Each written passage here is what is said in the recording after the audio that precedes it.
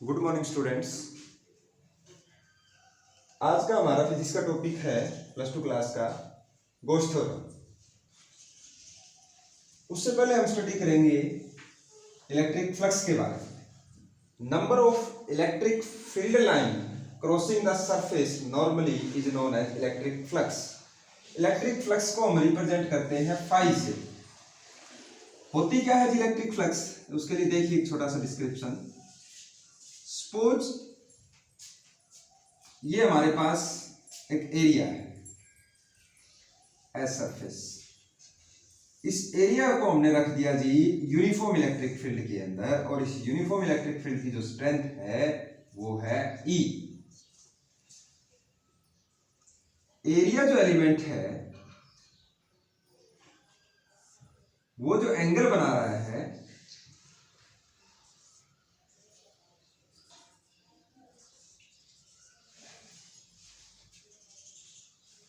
S is the surface area.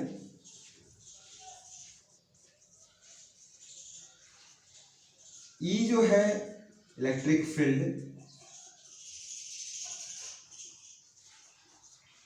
N जो है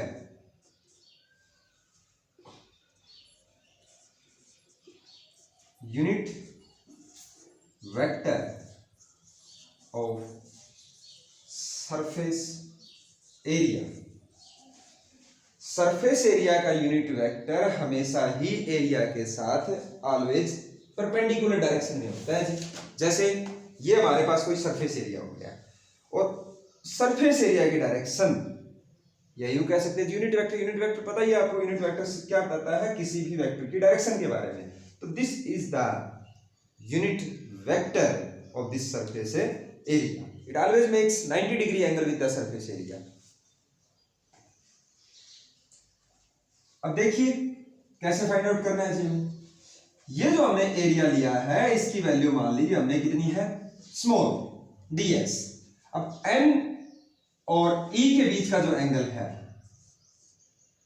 means area vector और इलेक्ट्रिक फील्ड के बीच का एंगल थीटा के इक्वल है। Electric flux is represented by phi.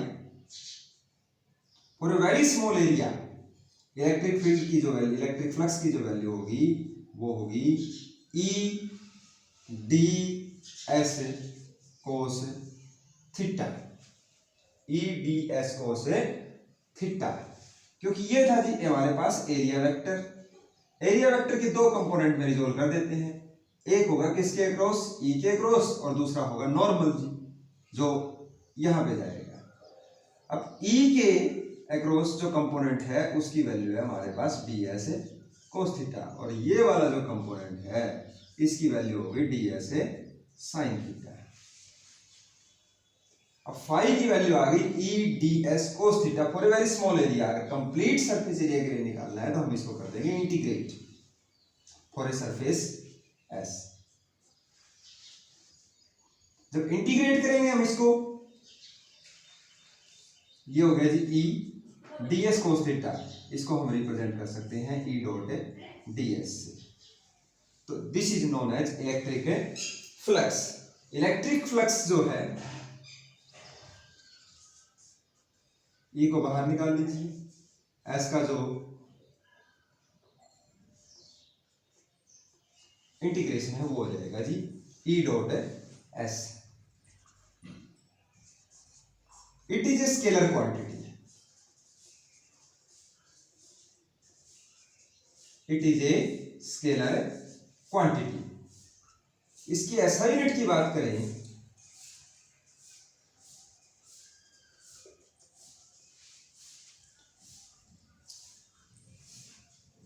Phi जो है उसका फार्मूला है हमारे पास E डॉट S। अब इलेक्ट्रिक फील्ड जो होता है वो होता है जी किसके equal, force divide by charge into the surface area.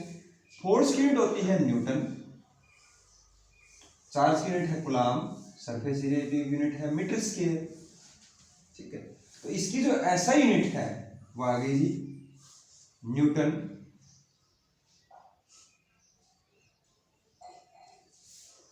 Metre square पर कूलम। न्यूटन मीटर स्क्वायर पर coulomb. This is the SI unit of electric flux. इसी तरह से हम इलेक्ट्रिक फ्लक्स निकाल सकते हैं। उसके बारे में उसके बाद में जो हमारा जो टॉपिक अब आएगा वो है गोस theorem. Goes theorem it states that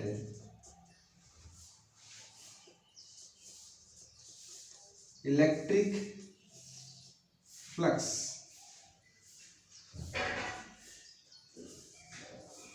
enclosed electric flux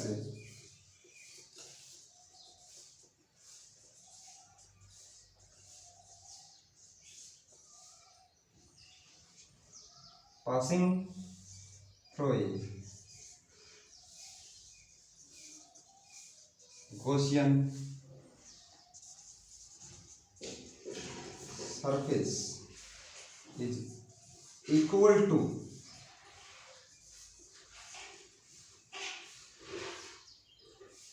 one by epsilon not times the charge enclosed inside the surface। Mathematically अगर इसका एक्सप्रेशन लिखना हो तो देखिए, मान लेते हैं यहां पर रखा हुआ है एक पॉजिटिव चार्ज, ये है जी उसके चारों ओर का गॉसियन सरफेस। गॉसियन सरफेस के बारे में बाद में स्टडी करेंगे थोड़ा, क्या होता है डीपली। ये चार्ज रखा हुआ, ये उसके चारों ओर का गॉसियन सरफेस है। अब ये चार्ज पॉजिटिव है तो इससे इलेक्ट्रिक फील्ड लाइंस बाहर की तरफ जाएंगी। तो दी जाता है electric field line passing through the surface area.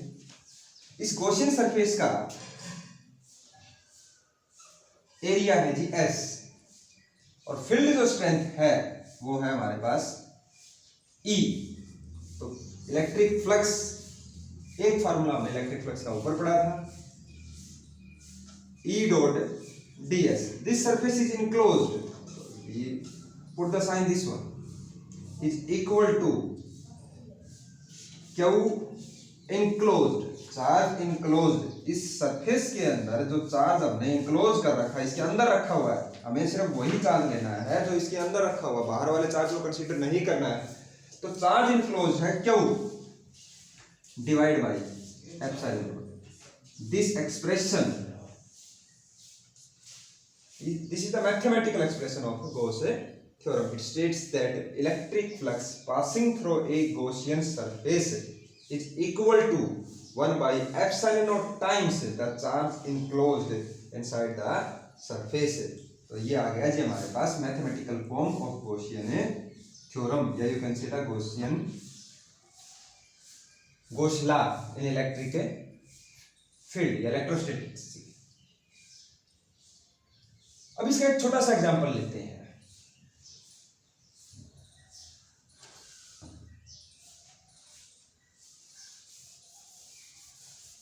Gauss theorem का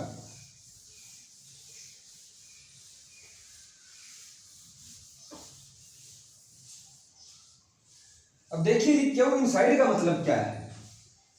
सपोज ये हमारे पास कोई बाउंड्री है, इसके अंदर कुछ चार्ज रखे हुए हैं Q1, Q2, Q3 और ये आ गया जी Q4।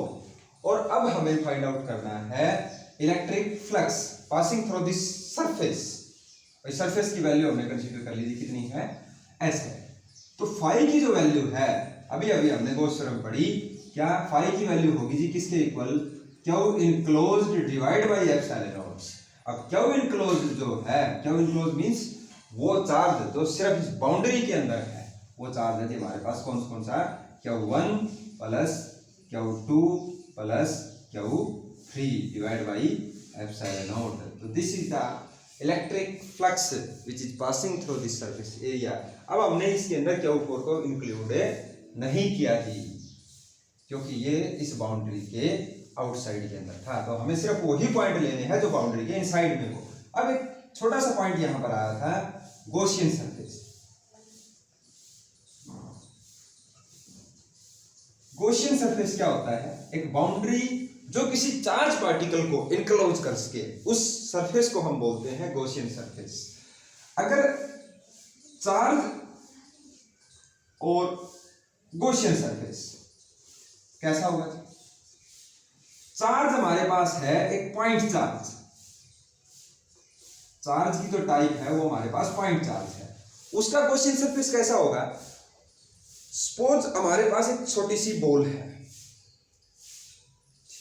उसको हमने फुल्ली कवर करना है फ्रॉम ऑल साइडेड, तो हम क्या कर देते हैं, दो कंसेंट्रिक स्फीयर, यहां पर एक छोटी सी पॉइंट चार्ज रख दिया जी, इसके चारों ओर एक पर्टिकुलर फिक्स बाउंड्री का एक स्फीयर रख दो। मतलब सीधी सी बात है कि छोटी सी बॉल को एक स्फीयर के सेंटर के ऊपर रख दो, तो ये आउटर स्फीयर, बाहर वाला जो स्फीयर है, इस पॉइंट चार्ज के लिए गॉसियन सरफेस का काम करेगा, क्योंकि इसको तीनों डायमेंशन से कवर कर रहा है। तो पॉइंट चार्ज का जो गॉसियन सरफेस होता है वो कैसा होता है? स्फेरिकल। लाइन चार्ज, हमारे पास जो चार्ज है वो एक लाइन की फॉर्म में है, ये एक लाइन की फॉर्म चार्ज है, ठीक है। अब इसका गॉसियन सरफेस कैसा होगा? एक इक्वी डिस्टेंस ले लीजिए जी, इससे एक बाउंड्री जो इसको फुल इनक्लोज कर दे। मतलब क्या किया, एक लाइन को, सपोज ये हमारे पास एक सिलेंडर है, ठीक है, और इसके अंदर ये रिफिल है, इस रिफिल के ऊपर हमने एक पॉजिटिव चार्ज दे रखा है। अब इस रिफिल को अगर मैं इस सिलेंडर के सेंटर में छोड़ दूं, अब इस आउटर बाउंड्री ने इस इनर चार्ज को इनक्लोज कर लिया है, तो लाइन चार्ज का जो गॉसियन सरफेस होता है वो कैसा होता है जी? लाइन चार्ज का गॉसियन सरफेस से सिलिंड्रिकल होता है, ठीक है जी। अब आ गया जी प्लेन शीट। मतलब क्या है? ये हमारे पास एक प्लेन शीट रखी हुई है, इसका गॉसियन सरफेस कैसा होगा? देखिए, सपोज ये हमारे पास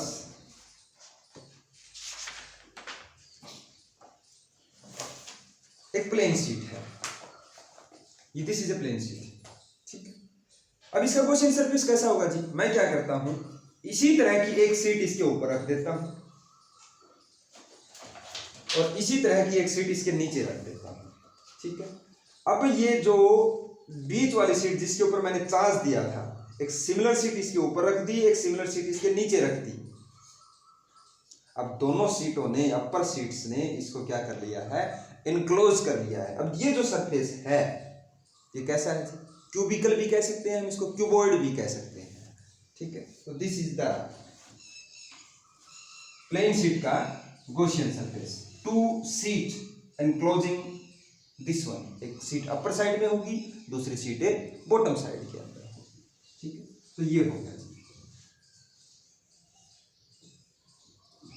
तो सिंपल भाषा में क्या कहेंगे जी? टू प्लेन शीट, इसको क्या कर सकती हैं? इनक्लोज कर सकती हैं, या फिर उसको हम बोल सकते हैं इसका जो सरफेस एरिया होगा वो कैसा होगा? क्यूबॉइड की टाइप का, ठीक है। तो ये था जी आज का हमारा टॉपिक गॉस थ्योरम के बारे में।